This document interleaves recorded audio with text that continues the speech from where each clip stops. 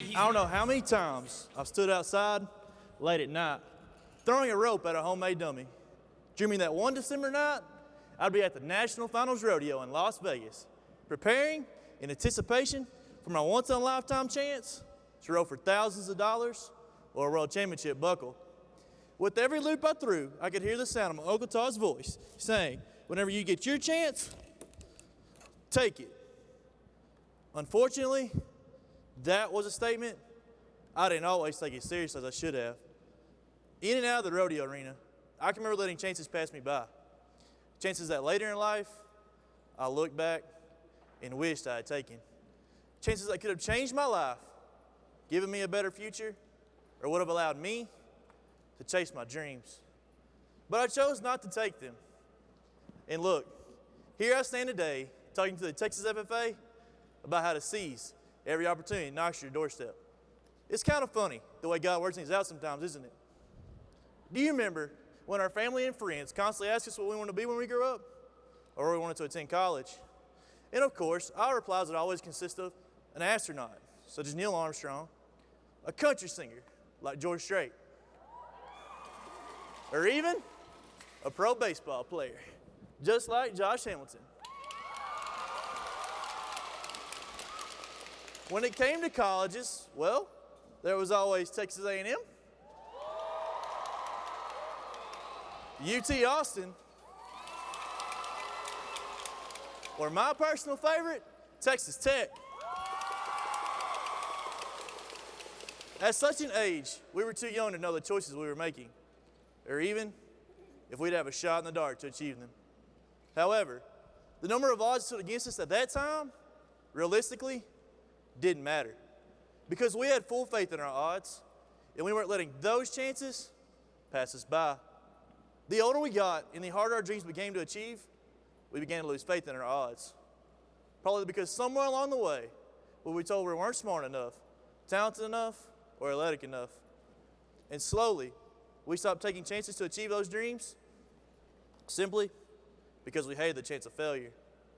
Now our dreams are a lot smaller. Instead of being the next George Strait, we're content singing in local karaoke. Rather than walking on the moon, we'd much rather watch it on TV. Instead of being the ones making those game-winning catches, we're the ones buying tickets and watching from the stands. When do we stop watching our chances pass us by and start becoming those worth watching? Every day, people pack up their belongings and move to America, simply for the chance at a better life. Many of us here today have gotten up at 4 in the morning, many times in freezing weather, just to go work with a crazy steer, so that maybe we might have a chance to make the sale at Houston. Every school year, high school football players will spend countless hours practicing, so they just might have a chance to come home with a W on Friday night. Pro rodeo cowboys will spend thousands of dollars on a gamble each and every night, so that in December, they just might have one small chance to come home with a world championship buckle. You see, much like air itself, chances surround us each and every day. But instead of putting forth all our efforts, we hold back and don't take those chances offered. 3 years ago, I was presented the chance to run for district officer. I told my teacher no when he first proposed the idea because I didn't think that I had the talent nor the time. I was too wrapped up in my own little world to realize the challenge that had just been presented to me. But luckily, my teacher signed me up anyways and told me 3 days before that I had to take a test and give a speech. At my district officer tryouts, I managed to stumble through my speech enough to get elected to be the Longview District Sentinel. But what really made my day was when a close friend came up to me and told me that he couldn't tell that I had a speech impediment or the social anxiety disorder. You see, I didn't realize my chance at first, but once I finally took it, absolutely nothing held me back. And just look where I stand today. Do you remember how I said it's funny the way God works things out sometimes? Well, I'm 20 years old, and the last 6 months have been the first months I've ever truly spent with my dad. This man is Dr. Tony Gene Smith. He achieved 3 degrees, a doctorate. He's the single founder of the United Pro Rodeo Association, a dairy farmer, rodeo producer and judge, auctioneer, pilot, ag teacher, and the 1982 UPRA champion steer wrestler. He played many different roles and wore many different hats. But the one role that he never got to play was the role of being my dad. I was only a year old when my dad was unfortunately in a car wreck that should have killed him. Witnesses say he rode a Chevy pickup 13 times before it finally came to a stop, wrapped around the outskirts of Greenville, Texas.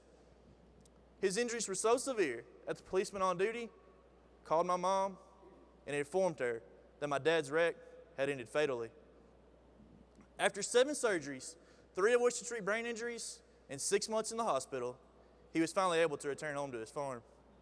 But unfortunately, his brain injuries were permanent. And in order to save his life, doctors were forced to remove the part of his brain that controlled his speech. In essence, leaving a man who had made his whole career with his ability to speak, now lacking his ability to speak in full sentences. My parents divorced shortly after his return. I saw my dad for quarterly weekend visits until I was 12. Then as my life became busier, I slowly lost contact with him. It wasn't until my dad's mother passed away that I was forced to see him again. From then on, he'd call me on a weekly basis, and I would oftentimes see his number and ignore his call. He would drive hours away to come watch my high school rodeos, and I would merely walk by and say hi without stopping. You see, my dad kept giving me chances to reconnect with him, but I was afraid of being picked on for something neither I nor my dad could help. It's a strange feeling when you have to talk to someone who can't talk back. And I can tell you, it's also a really humbling feeling when you have to tell a lady at the counter what the grown man beside you wants to eat. I continued to ignore my dad even after my mom and stepdad divorced, and even after he came to my graduation, until one day, a strange number came up on my phone. A number that I ignored several times already. But this one time, I took a chance and I answered it. It was a close friend of my dad's, telling me that my dad wanted to see me for Christmas. Having been caught ignoring my dad, I reluctantly agreed to the meeting. Where 3 days later, my mom and I drove there to meet them, where I spent the rest of that day with my dad and his friends.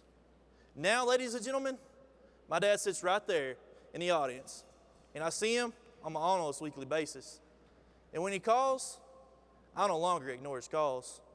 You see, I kept letting those chances to reconnect with my dad pass me by, simply because I was afraid of what someone else might say. The one time I took a chance, it changed my life and my dad's. His life, as well as mine, are 1,000 times better because I faced my fears, chose not to care what others would say, and took one chance.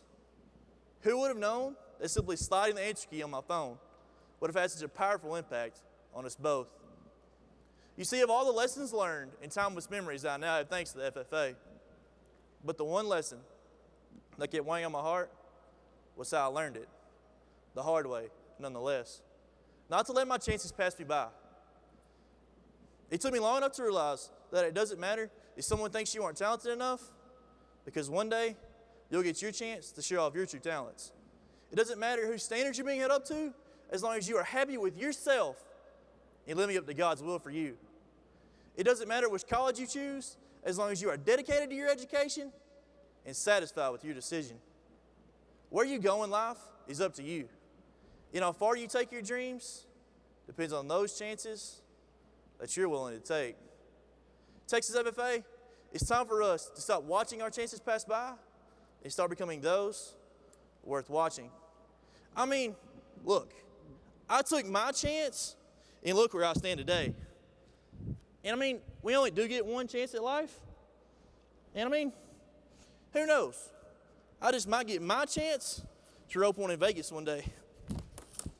Texas FFA, it's time for us to stop being the ones singing karaoke and start getting the recording contracts. It's time for us to stop watching world-changing events on TV and start taking a physical part in them. It's time for us to stop being the ones watching the game from the sidelines and start taking the chances to achieve our dreams. Now is our time to start taking those chances to achieve our dreams, so whenever you get your shot, take it.